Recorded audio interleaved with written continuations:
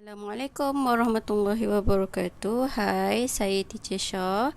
So hari ni saya nak masuk tajuk baru, iaitu tajuk Form 5, kecurunan and luas di bawah graf. Ini adalah tajuk Form 5 Maths bab 6. Okay. So hari ni saya nak masuk yang subtopik pertama, iaitu kuantiti yang diwakili oleh kecurunan graf. Dalam English dia, quantity represented by the gradient of a graph. Masalah bagi tajuk ni, satu, dia akan kaitkan dengan aplikasi lah, of course. Lagi satu, pelajar ni dia tak tahu apa yang dia cari, kuantiti apa yang dia cari, macam mana nak faham kuantiti yang dia cari tu. So bila dia pakat kira je, dia tak tahu nak selesaikan masalah tu. Okay, jadi saya akan terang dulu apa kuantiti yang diwakili bagi kecurunan yang kita nak cari. Then saya akan spesifikkan dengan dua graf, iaitu jarak masa dan laju masa lah, iaitu dalam English dia distance time dengan speed time. Okay, so kat sini distance time, yang ni speed time. Okay, before kita start, saya terang dulu dari segi konsep general dia untuk subtopik pertama ni. Jadi konsep general dia untuk gradient dia macam ni kan, y, x. Saya harap yang ni semua okey lah untuk cari gradient. So kalau contoh saya bagi gradient macam ni, kita akan kena ada dua titik n. Contoh titik A, titik B. Jadi bila nak cari gradient, dia punya huruf dalam maths ialah m lah untuk gradient, kecurunan. Kecurunan bagi AB bersamaan, kita akan buat y2 minus y1 over x2 minus x1 kan. Jadi kat sini ni adalah formula untuk kecurunan yang mesti kita ingat. Yang ni memang formula dia. Dan dia ada lagi satu formula, iaitu negatif y over x untuk pintasan. Tapi kalau tak nak ingat pun tak apa. Yang penting you guys ingat yang ni. Okay, y2 minus y1, x2 minus x1. Make sure you guys tulis dulu A dia apa, iaitu x1, y1. B dia x2, y2. Sebab apa kena tulis? Sebab bila kita tulis benda ni, kita takkan buat salah kilas. Kita akan masukkan ikut formula. Sebab ada kadang-kadang orang buat macam ni tau, y2 minus y1 over x1 minus x2. Bukan sebab apa? Sebab dia ambil yang besar ni dekat depan. Contoh 5 tolak 2 dengan 3 tolak 1. Salah. Dia bukan kira besar ke kecil. Dia kira yang tu pertama ke atau kedua. Kita akan fixkan dia. Kalau x tu 1, y tu pun kena 1. Kalau x tu 2, y tu pun kena 2. Okay, ni konsep basic. Okay, and then you kena tahulah kalau macam ni positif. Tengok dia macam naik bukit kan. So ini adalah kecurunan dia positif. Kalau macam ni, macam kita jalan kaki atas jalan raya biasa je. So dia punya kecurunan dia tak bertambah, tak berkurang. So dia kosong lah. Sama je. Okay. And then kalau ke bawah, ni bayangkan turun bukit, kecurunan dia menurun. Sebab tu senang nak turun bukit. Okay, ni konsep asas je untuk gradient, kecurunan. Jadi sekarang teacher nak terang yang berkaitan bila masuk kuantiti. Okey, bila masuk kuantiti, contoh teacher letak kat sini meter per second. Okey, meter dengan saat. Meter ni dia punya distance lah, dia punya jarak. And then S dia punya masa. Okey, konsep dia, bila kita cari kecurunan, kita masih memerlukan, macam biasa, kita memerlukan dua titik. So, kita akan kira macam biasa. Contoh kat sini ada AB juga. So, contohlah teacher dah kira y2 minus y1 over x2 minus x1. So, untuk atas, y dia dah ada unit sekarang, iaitu meter. Bawah dia adalah second. So sekarang ni, bila kita buat meter per second, kita bahagikan, dia akan jadi meter per second. Sebab kita naikkan ke atas second ni. Meter per second. Meter per second lah, sama dengan saat kan. Jadi contohlah teacher tulis kat sini 3.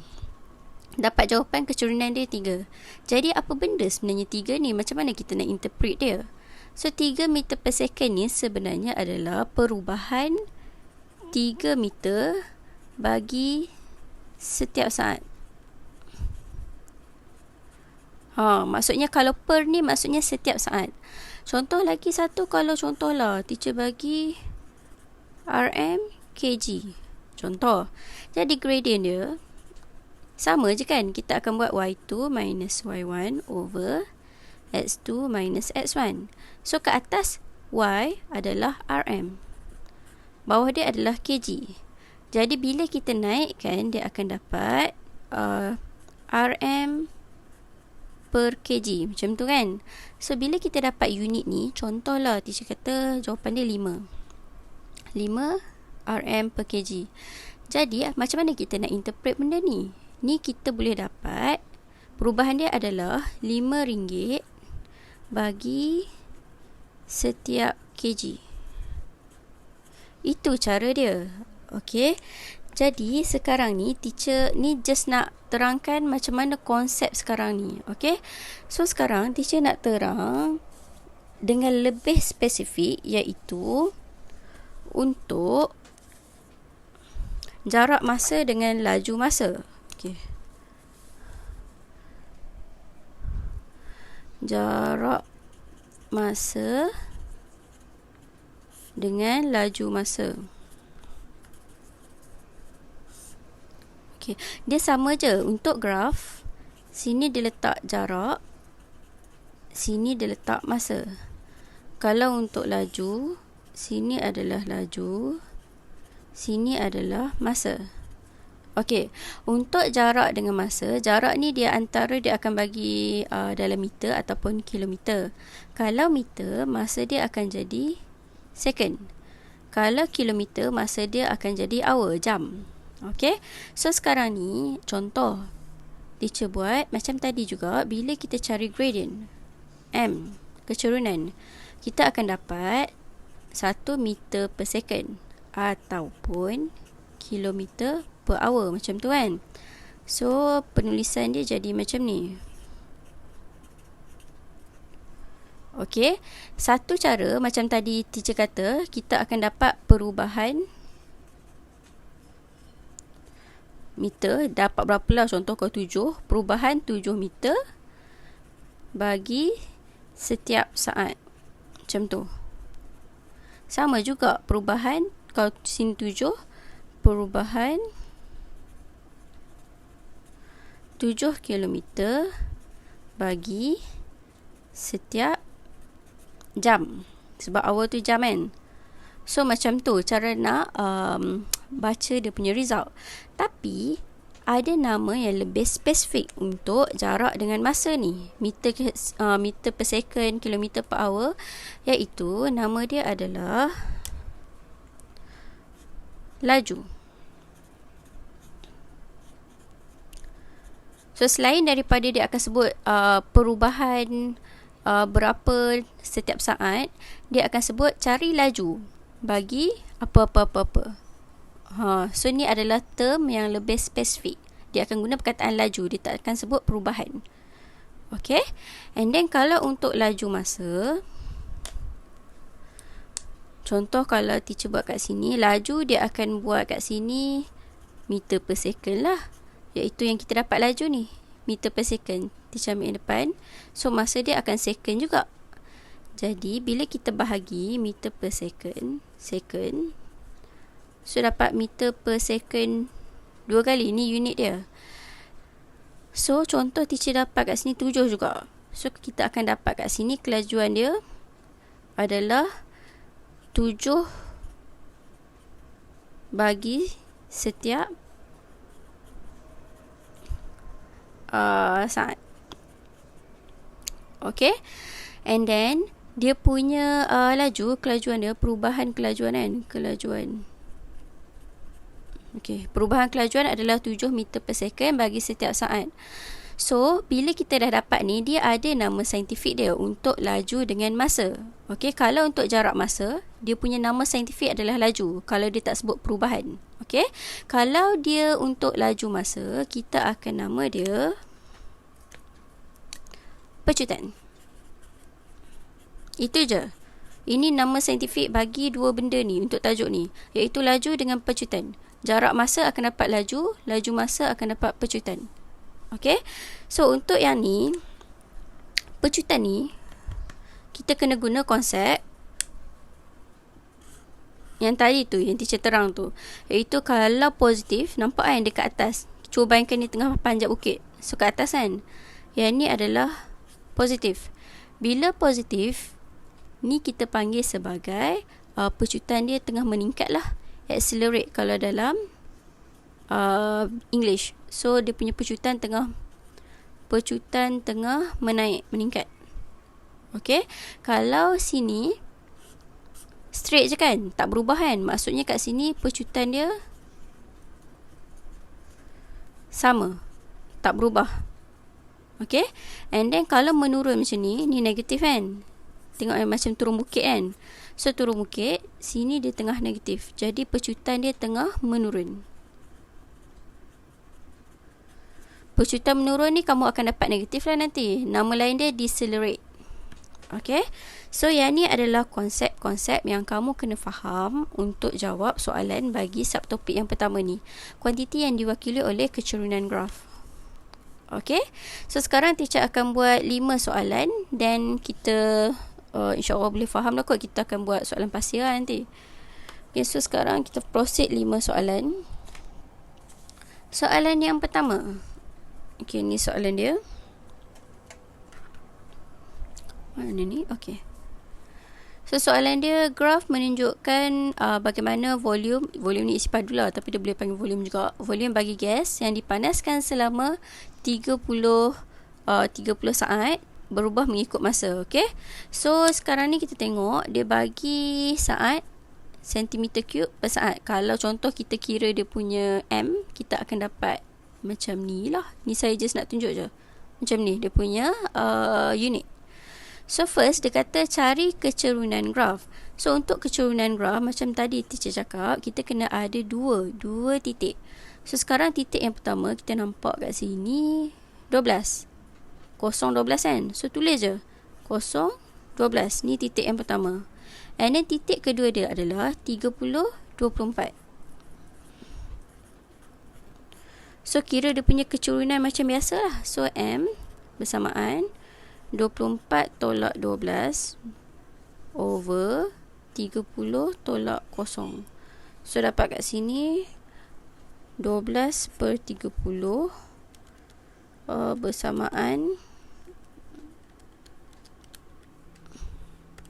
0.4. Ni untuk A.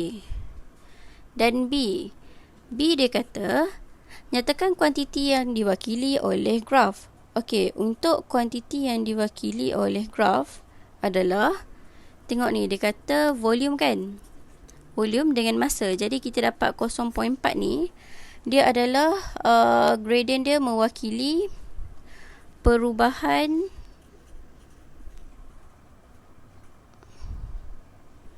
bagi volume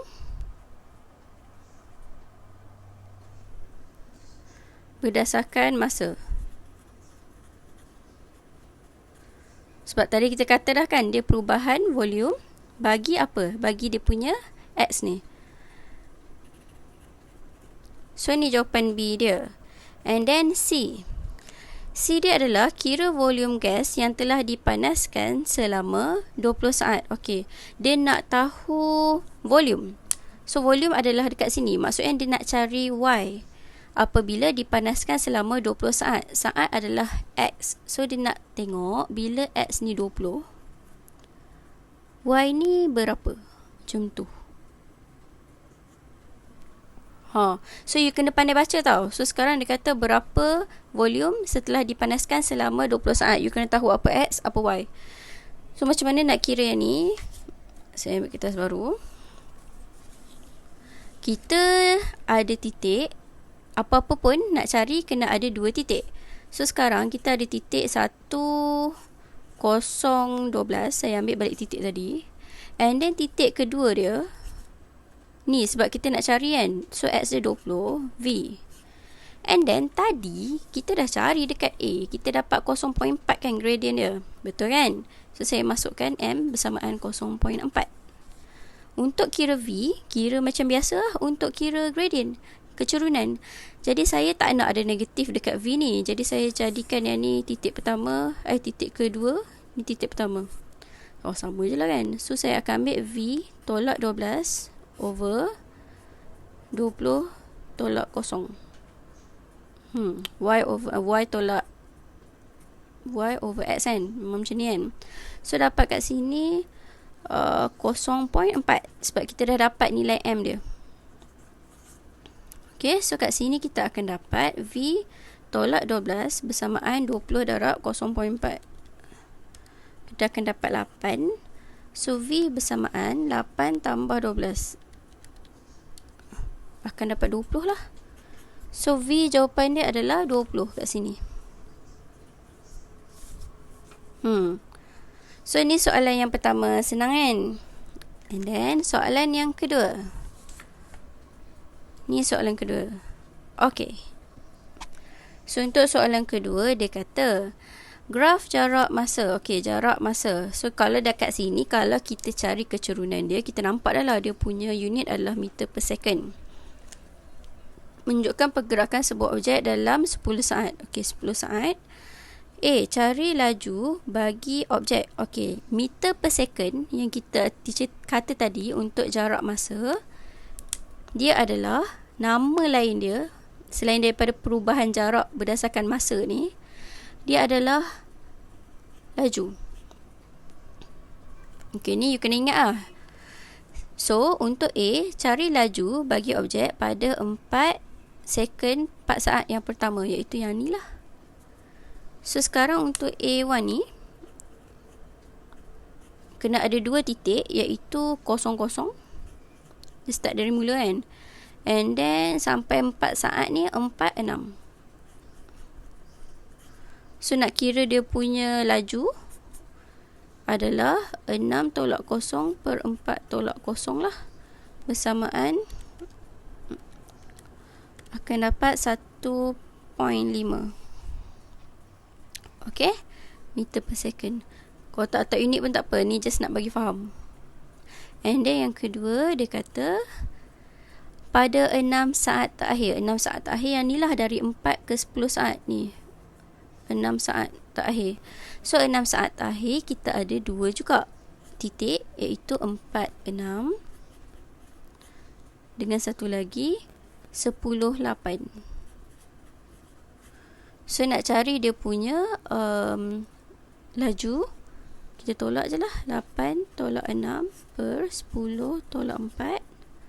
So 8 tolak 6, 2 per 10 tolak 4, 6. Akan dapat 6 1/3 lah, sebab dia dapat 0.333 kan. 1/3 meter per second. Okay, so tu nombor 2. And then B dia kata kira purata laju objek bagi sepanjang 10 saat ni lah, bagi 10 saat ni. Jadi jangan takut bila nampak perkataan purata. Perkataan purata ni adalah dia tambah perkataan jumlah je. Okay, so kalau laju kita akan buat jarak bahagi masa kan, betul kan, Y over X. So jarak bahagi masa. Untuk cari purata, dia akan jadi jumlah jarak bahagi jumlah masa. So jumlah jarak dia sekarang adalah 8.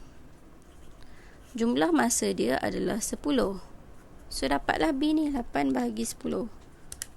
So dapat 0.8. Okay, so jangan takut sangat nampak perkataan purata. Purata ni tambah perkataan jumlah je. Okay, dengan apa yang kita nak cari lepas tu. So dia nak cari laju, so sama je lah formula dia, iaitu formula kecurunan. And then C, kira jarak yang dilalui oleh objek setelah bergerak selama 7 saat. Okey. First thing saya nampak dia kata bergerak selama 7 saat kan. So dia sebenarnya masa dekat sini kot lebih kurang. Ni 4 sampai 10 ada tengah-tengah ni lah. Contoh kat sini 7 saat. Sekejap sini 7 saat kat sini. So dia nak suruh cari dekat sini macam tadi. Jarak. Kira jarak yang dilalui oleh objek setelah bergerak selama 7 saat. So sekarang ni kita tahu dia dekat line gradient yang belakang, yang 10 saat belakang tadi, iaitu 1/3 ni kan gradient dia. So kita kira balik. Dia akan dapat untuk kira gradient macam biasalah kena ada 2 titik. So C, titik yang pertama adalah 7 M, saya buat huruf M, and then belakang dia saya ambil 10/8. Okay, dapat 2 titik kan. So M dia kita dah ada. M dia tadi ni 1/3. Saya letak kat sini 1/3. Jadi untuk cari dia punya kecerunan, kita buat macam biasalah, tolak. So saya akan dapat kat sini M, saya nak bagi M ni positif, saya letak di depan. M tolak 8 per 7 tolak 10 bersamaan 1/3. So M tolak 8 bersamaan 7 tolak 10 akan dapat -3. So -3 darab dengan 1/3 akan dapat -1. So M bersamaan 8 tolak 1, 7. So dapat sekarang ni M adalah 7. Jadi dapatlah jarak dia adalah 7 meter. Okey, ni untuk soalan kedua. Dan kita masuk soalan ketiga. Saya harap you guys dah nampak lah untuk konsep dia. Sebab dia kena faham konsep je. Okey, ni makin panjang soalan nombor 3. Pasal jarak dengan masa, sebab kita dah buat 2 soalan kan. So, untuk jarak dengan masa, untuk soalan ketiga ni kita baca sama-sama lagi. Rajah menunjukkan graf jarak masa. Okey, still kita guna graf jarak masa. Kita tak masuk lagi yang laju masa. Sebuah kereta dari jam 9 kepada jam 10.40. Okey, kali ni dia bagi aplikasi, which is dia bagi masa je. 9 kepada 10.40. Kereta tersebut bermula dari bandar P. So which is jam 9 ni dia dekat bandar P. Okey, saya tulis je. And then bergerak ke bandar Q pada kelajuan 90 km per hour. Okey, so sekarang masa dia adalah dalam hour. Dia bagi kilometer kan, kilometer per hour. Dia kata 90. Jadi M dekat sini adalah 90. Nampak kenapa? And then setelah berhenti di bandar Q, so dia berhenti kat Q. Kereta tersebut pulang ke bandar P. Okey, so kat sini Q dia rehat sat. Rehat, so tak bergerak kat sini. Then lepas tu dia balik dekat P. Sini P balik. Okey. So kita baca, kena pandai baca lah ni. And then A, nilai D. So macam mana kita nak cari D? Dia dah bagi kat sini 90 km per hour kan. Jadi kita kena guna formula untuk kecerunan macam tadi juga, untuk cari dekat sini D ni. So jom kita cari point yang pertama. Point yang pertama adalah 00 lah. And then point yang kedua, sini 9 sampai 9.30 kan. So 9 sampai 9.30 adalah 30 minit. Ni saya tengah cari dia punya X X dia 9 sampai 9.30. So dia adalah 30 minit.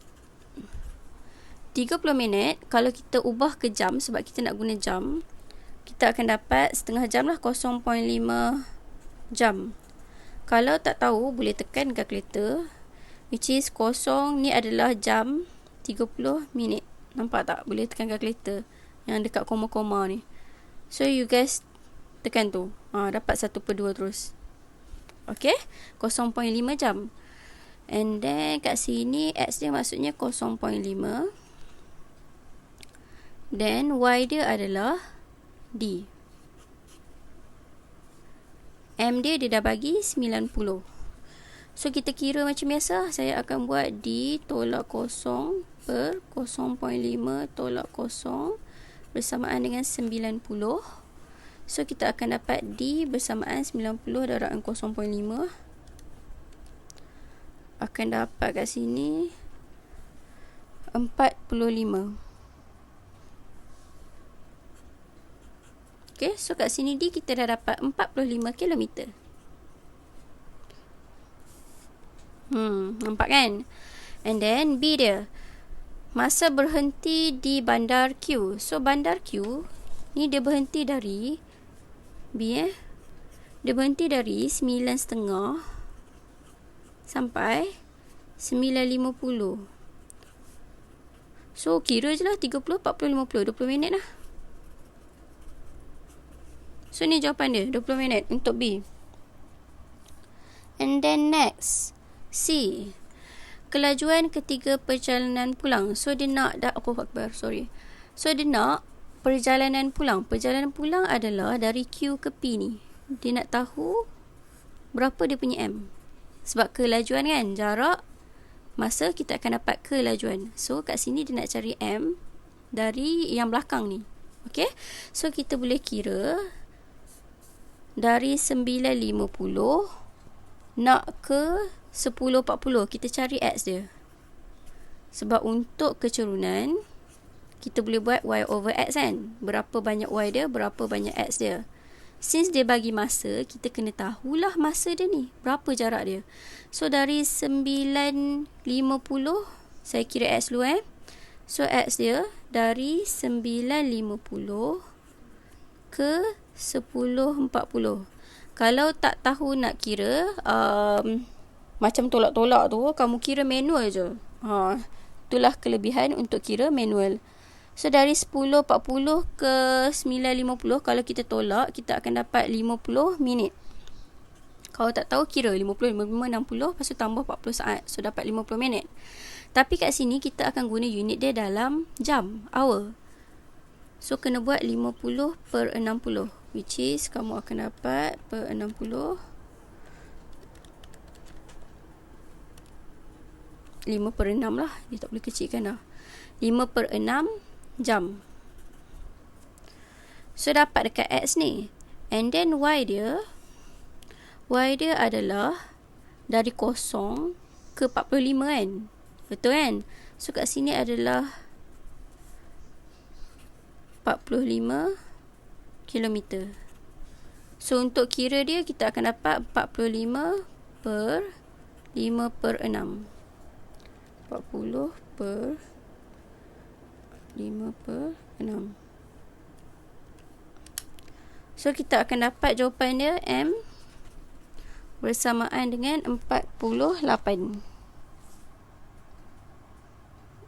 So ini adalah jawapan dia, 54, 12.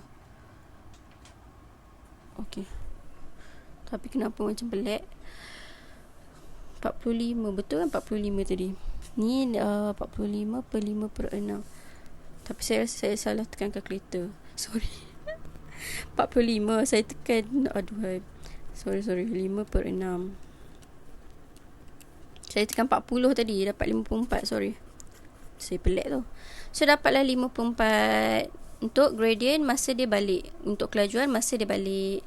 And then D, purata laju bagi keseluruhan perjalanan. Okey, untuk macam biasa tadi saya kata purata kan. Purata tambah jumlah je. So jumlah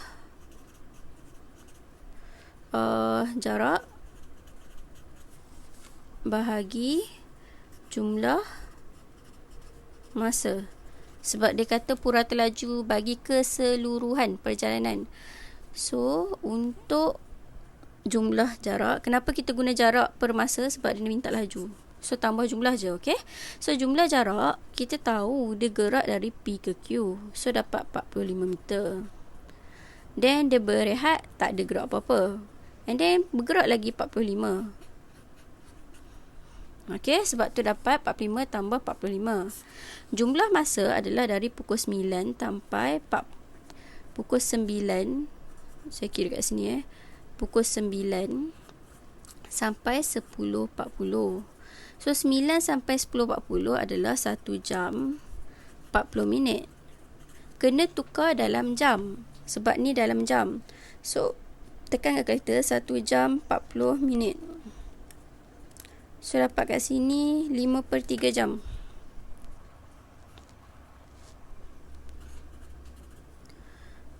So tak kat sini 5/3. Jadi kita akan dapat 45 per 5/3. So dapat 90 per 5/3. So dapat 54 km per hour. Sama macam jawapan C. Kebetulan. Okay, so ni untuk soalan ketiga, iaitu bagi jarak masa.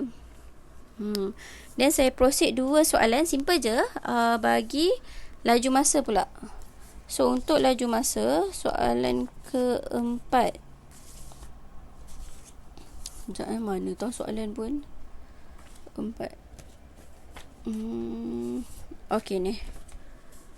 Okay, ni soalan dia simple je. So untuk soalan keempat, dia kata Raja menunjukkan graf laju masa. Okay, kita dah masuk laju masa. Laju masa, ingat tahu dia punya unit yang ni. And then nama dia untuk yang spesifik adalah pecutan. Kalau tadi jarak masa dia adalah laju. Okay, so sekarang kita dapat pecutan. Dan kita tengok Raja menunjukkan graf laju masa bagi sesuatu objek.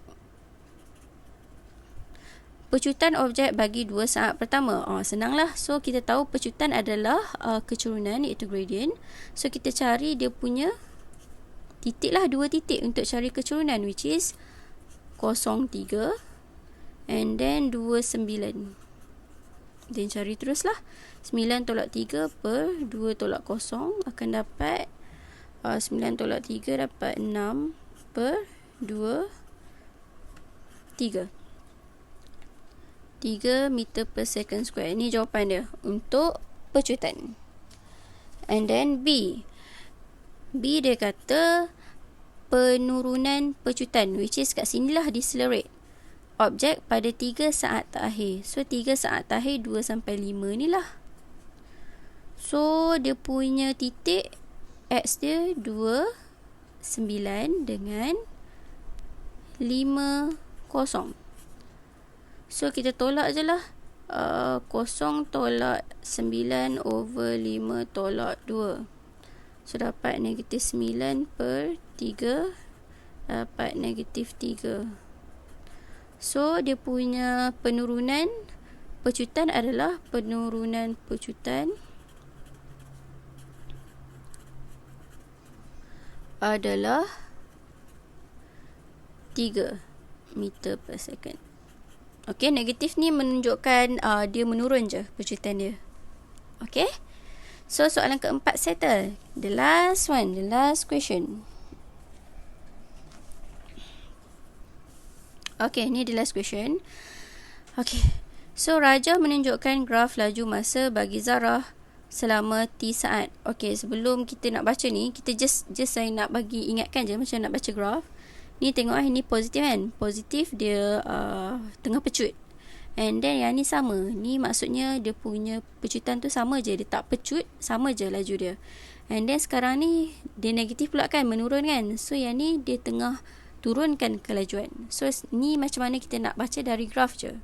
So that nanti senang kita nak tengok soalan dia. Okay, so dia kata Raja menunjukkan graf laju masa bagi Zarah selama T saat. Okay, Zarah bermula dari berehat, iaitu kosong ni lah, dan bergerak dengan pecutan 2 meter per second square. So pecutan laju per masa kita akan dapat pecutan kan. So kat sini dia kata bergerak dengan pecutan sehingga kelajuan dia V. Maksudnya dari sini ke sini kelajuan dia adalah 2 meter per second square. Okay, and then dia kata ia mengekalkan kelajuan ini selama 4 saat dan kemudian menurun.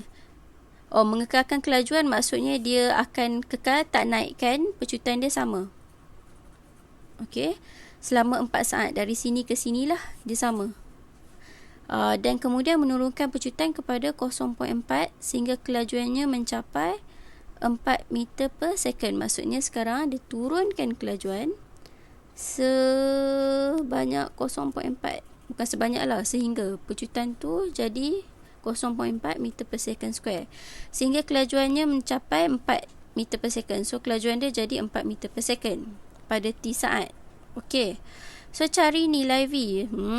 Maksudnya sekarang memang bermain dengan gradient je lah, kecurunan je lah. So untuk cari V, kita akan bermain masa dia pecut. Untuk nilai T, kita akan bermain dengan masa dia perlahankan. So kalau untuk A, kita tengok point dia je lah, iaitu 0, 0. And then sampai sini 3V. So M dia dah bagi. Sini saya tulis kat sini. V tolak 0 per 3 tolak 0. Bersamaan dia bagi berapa tadi? 2 kan? So V bersamaan 2, 3, 6. So kat sini dapatlah V ni sama dengan 6. And then B dia adalah nilai T. Kita tengok yang belakang. So titik, still kecurunan kena ada 2 titik. Jadi 7, 6 dengan T 4. Okay, kita dah dapat dia bagi 0.4, and then dia menurunkan. Jadi bila menurun, dia kena dapat negatif 0.4. Okay, so kalau dari ayat dia akan sebut menurun je. Kalau pengiraan kena tambah sendiri negatif tu. So kat sini kita akan buat 4 tolak 6 per T tolak 7. Saya tak nak T negatif. 4 tolak 6 T tolak 7 bersamaan negatif 0.4.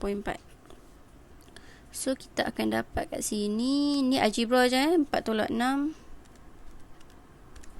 negatif 2.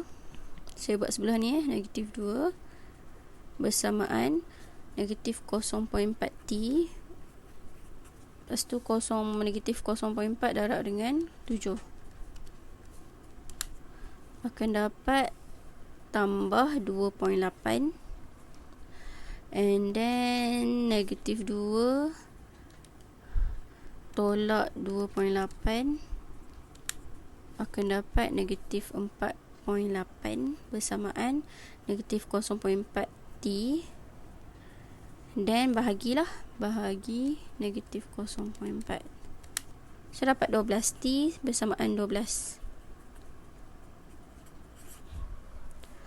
Okay, so sampai situ sahaja kita buat 5 soalan ni. Dan nanti saya akan masuk subtopik kedua sebelum saya masuk past year question. Okay, hopefully you guys dah faham. Saya buat banyak soalan ni sebab saya nak bagi you guys faham konsep macam mana nak tengok. Okay, sampai situ sahaja. InsyaAllah jumpa lagi nanti. So settle je ni. Esok insyaAllah kita sambung subtopik kedua. Okay, sampai situ saja. Bye. Assalamualaikum. Jangan lupa join Telegram group. Nanti saya letak dekat link so that you guys boleh tanya soalan ataupun nak discuss apa-apa untuk Maths and Maths Form 4 and Form 5. Okay, bye.